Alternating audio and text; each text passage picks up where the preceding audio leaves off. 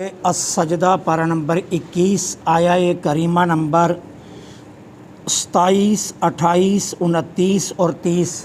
نحمدہ ونصلی ونسلم علی رسولہ الکریم، اما بعد فاعوذ باللہ من الشیطان الرجیم، بسم اللہ الرحمن الرحیم۔ اولم یروا انا نسوق الماء الی الارض الجرز فنخرج به زرعا تأکل منه انعامهم وانفسهم افلا یبصرون ویقولون متی ھذا الفتح ان کنتم صادقین قل یوم الفتح لا ینفع الذین کفروا ایمانهم ولا هم ینظرون فاعرض عنهم وانتظر انهم منتظرون۔ صدق اللہ العظیم۔ اوا کیا لم نہیں یرو انہوں نے دیکھا، انا بے شک ہم نے نسوق الماء پانی کو چلایا، الی الارض الجرز بنجر زمین کی طرف، فنخرج پس ہم اگاتے ہیں بہی اس پانی کے ذریعے زرعن کھیتی، تاکلو کھاتے ہیں منہ اس سے، انعامہم ان کے چوپائے، وانفسہم اور یہ خود بھی، افلا کیا نہیں، یبصرون یہ دیکھتے، ویقولون اور کہتے ہیں، متی کب، ھذا الفتح یہ فیصلے کا دن آئے گا، ان کنتم اگر ہو تم صادقین سچے، قل فرما دیجئے، یوم الفتح فیصلے کا دن آئے گا، لا ینفع الذین کفروا ایمانہم نہیں نفع دے گا کافروں کو اس وقت ان کا ایمان، ولا هم ینظرون اور نہ ان کو مہلت دی جائے گی، فاعرض محبوب آپ ان سے رخ انور پھیر لیجئے، وانتظر اور آپ انتظار فرمائیے، انہم منتظرون وہ بھی منتظر ہیں۔ اللہ جل سبحانہ و تعالی آیہ کریمہ نمبر 27 میں ایک اپنی قدرت کی مثال کے ذریعے نبی رحمت صلی اللہ علیہ وسلم کو بھی اور ایمان والوں کو بھی ایک تسلی بھی دی جا رہی ہے، اور قدرت کا ایک کرشمہ بھی بیان فرمایا جا رہا ہے۔ کہا اللہ کی قدرت کے کرشموں میں سے ایک کرشمہ یہ بھی تو دیکھو کہ اللہ تعالی پانی کو چلاتا ہے بنجر زمین کی طرف۔ اب یہاں پر بنجر زمین کے لیے جو لفظ بولا گیا وہ ہے جرز۔ عربی زبان میں جرز اس بنجر زمین کو کہا جاتا ہے جو بذات خود ہو تو زرخیز، لیکن پانی نہ ملنے کی وجہ سے وہ بنجر ہو گئی ہو، اور گھاس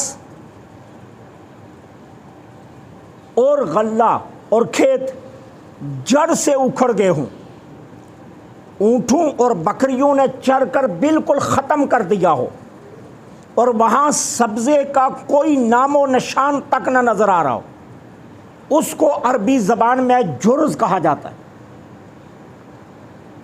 اب اللہ تعالیٰ فرماتے ہیں اس کی قدرت کے کرشموں میں سے ایک کرشمہ یہ دیکھو کہ وہ زمین جو زرخیز تھی لیکن پانی نہ ملنے کی وجہ سے بنجر ہو گئی، اور سبزے کا نام و نشان تک ختم ہو گیا۔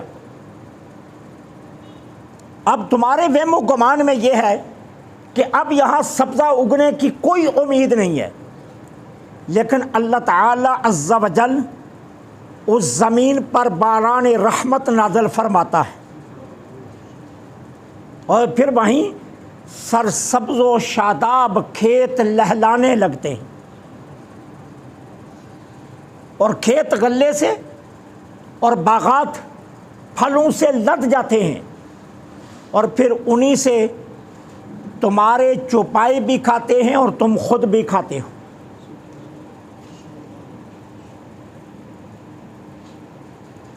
اب اس مثال کے ذریعے اللہ تعالیٰ عز و جل آقا کریم علیہ الصلوۃ والسلام کو تسلی کیا دے رہے ہیں؟ محبوب آپ گھبرائیے نہیں، جن لوگوں کو آپ تبلیغ فرما رہے ہیں نا ان کے لیے ایک بات سمجھ لیجئے کہ بنجر زمین دو طرح کی ہوتی ہے. ایک وہ ہوتی ہے کہ جو اصل میں زرخیز ہے اور پانی نہ ملنے کی وجہ سے بنجر ہو گئی، اور ایک ہے شور زدہ کہ جو بالکل پانی اگر مل بھی جائے تو کچھ نہیں اگائے گی. کہا جو تو ہیں شور زدہ ان پر تو کوئی بات نہیں اثر کرے گی، لیکن جن کو پانی نہ ملنے کی وجہ سے جن کے دل بنجر ہوئے، آپ گھبرائیے نہیں، آپ تبلیغ فرماتے رہیے. جس طرح ہم بنجر زمین تک پانی پہنچا کر اسے سرسبز کر دیتے ہیں، ایک نہ ایک دن ہم ضرور آپ کی تبلیغ کا اثر ان کے دلوں تک پہنچا کر انہیں زندہ کر دیں گے. اس لیے اگر وقتی طور پر یہ ایمان نہیں لا رہے تو آپ غم زدہ نہ ہوں. اب اسی آیت میں ایمان والوں کو تسلی کیا دی گئی؟ ایمان والوں کو تسلی یہ دی گئی کہ دیکھیے آپ وقتی طور پر اسلام کی کمزوری کو دیکھ کر آپ اس کے مستقبل سے نا امید مت ہو. اسلام کی وقتی کمزوری کو دیکھ کر مستقبل سے نا امید مت ہو. جس طرح اللہ تعالی عز و جل باران رحمت نازل فرما کر چشمے زدن میں بنجر زمین کو سرسبز کر دیتا ہے، یہ بات بعید نہیں ہے کہ وہ ایمان والوں پر نظر رحمت فرمائے اور ان کی پستی کو بلندی سے، ان کی پریشانی کو خوشحالی سے اور ان کی شکست کو فتح سے بدل دے. اس لیے ایمان والو اپنے مستقبل سے نا امید مت ہو. وقتی کمزوریوں کی وجہ سے مت سمجھنا کہ اسلام کا مستقبل تاریک ہے. کچھ بھی حالات ہو جائیں اسلام کا مستقبل روشن ہے اور روشن رہے گا. یوں اللہ تعالیٰ نے تسلی دے دی. اب اس کے بعد جو اہل ایمان تھے وہ کافروں کو کہا کرتے تھے کہ دیکھو ہمارے اور تمہارے درمیان اللہ تعالیٰ فیصلہ فرمائے گا اور وہ فیصلے کا دن ضرور آنے والا ہے. اللہ ایمان والوں کو ان کے اچھے اعمال کی جزا دے گا اور بدکاروں کو اللہ جہنم میں جھونک دے گا. اب جب ایمان والے ان کو یہ کہتے ہیں نا کافروں کو، تو کافر از رائے تمسخر مذاق اڑاتے ہوئے مسلمانوں سے کہتے ذرا ایک کرم نوازی تو فرماؤ نا، ہر روز جس دن کے آنے سے تم ہمیں ڈراتے ہو یارو بتا تو دو وہ دن آنا کب ہے. اب یوم فتح سے مراد قیامت کا دن ہے، تو وہ جس دن سے تم روز ہمیں ڈراتے ہو ذرا یہ بتاؤ تو صحیح کہ وہ دن آنا کب ہے. اب اللہ تعالیٰ ایمان والوں کی طرف سے جواب دے رہا ہے کافروں کو، کیا؟ قل یوم الفتح. محبوب میرا پیغام ان کافروں تک پہنچا دو کہ وہ فیصلے کا دن آئے گا اور ضرور آئے گا. جو ایمان والے جس دن سے تمہیں ڈراتے ہیں نا، یہ مت سمجھنا کہ یہ محض ایک کہانی اور کہاوت ہے، یہ آئے گا اور ضرور آئے گا. لیکن ایک بات یاد رکھو، اگر تم ہول ناکی یہ قیامت کو دیکھ کر ہوش میں آئے اور اس وقت تم نے ایمان کو قبول کیا تو اس وقت کا ایمان تمہیں کوئی فائدہ نہیں دے گا. وقت گزر جائے تو وقت کے گزر جانے کی ندامت اور خجالت یہ تمہارے کسی کام نہیں آئے گی. اس وقت اگر تم ندامت اٹھاؤ اور اس وقت خجالت اور شرمندگی اٹھاؤ گے تو کوئی فائدہ نہیں. عقل مندی کیا ہے؟ آج آنکھیں کھولو، آج ہوش کے ناخن لو اور آج میرے محبوب کی تبلیغ کو قبول کرو. یاد رکھو اگر آج تم دامن مصطفیٰ سے وابستہ ہوگے اور آج تم فرد مسلم بن گئے تو دونوں جہان کے اندر کامیابی کا مژدہ بھی ہے تمہارے لیے، اور آخرت میں اللہ نے اس کے علاوہ بھی تمہارے لیے انعام رکھے ہیں. اب اس کے بعد فرمایا فَأَعْرِضْ عَنْهُمْ. محبوب آپ اپنا رخ انور ان سے پھیر لیجئے. کیوں؟ یہ باز نہیں آ رہے، یہ اپنی بدکاریوں سے باز نہیں آ رہے. یہ مسلسل آپ کی مخالفت کر رہے ہیں اور آپ کی مخالفت سے باز نہیں آ رہے، آپ اپنا رخ کرم پھیر لیجئے۔ کیوں؟ یہ نگاہ التفات کے مستحق ہی نہیں ہے، یہ آپ کی نگاہ کرم کے مستحق ہی نہیں ہے۔ بدبختوں کو اتنا حسین چمکتا چہرہ دیکھ کر بھی احساس نہیں ہو رہا۔ حضرت عبداللہ بن سلام جب ایمان لائے نا تو یہ کیا تھے؟ یہود کے بہت بڑے عالم تھے اور پہلی تینوں آسمانی کتابوں کے حافظ تھے اور نامور عالم تھے۔ تو جب مدینہ طیبہ میں پہنچے نا اور ان کے ساتھ اور بھی بہت سارے بڑے بڑے علماء تھے، تو راستے میں طے کر کے آئے کہ ہم حضور سے یہ سوال کریں گے، یہ سوال کریں گے، یہ سوال کریں گے۔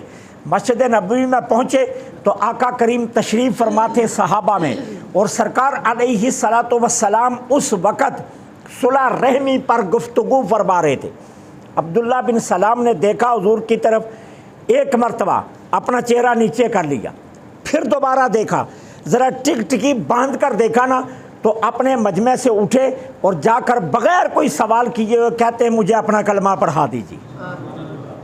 تو جب کلمہ پڑھ لیا تو واپس پلٹے اپنے ساتھیوں میں، تو انہوں نے کہا عبداللہ بن سلام تو راستے میں اتنی لمبی فہرست بنا کر آیا تھا سوالات کی، تجھے ہوا کیا؟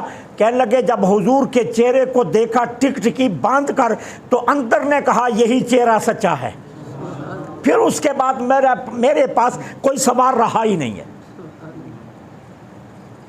حضرت صدیق اکبر رضی اللہ تعالیٰ عنہ میرے آقا کے سامنے کھڑے ہو کر کہتے ہیں حضور میرے ماں باپ آپ پر قربان ہو جائیں، کوئی آپ کے پاس معجزہ نہ ہوتا، کوئی وحی نہ آتی، کوئی اللہ آپ کی طرف کتاب نہ بھیجتا، کوئی اور ثبوت نہ بھیجتا، آپ کے سچے ہونے کے لیے آپ کا چہرہ انور ہی کافی ہے۔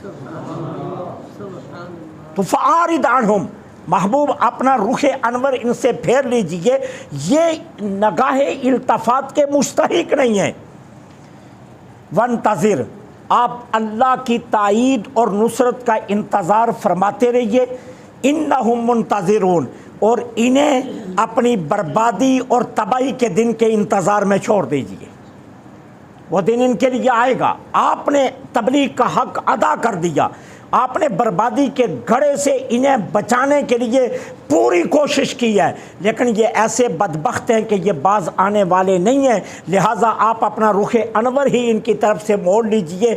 کیوں کہ یہ نگاہ التفات کے مستحق ہی نہیں ہیں۔ اللہ سے دعا ہے اللہ حق کہنے، حق سننے، حق پر عمل کی توفیق عطا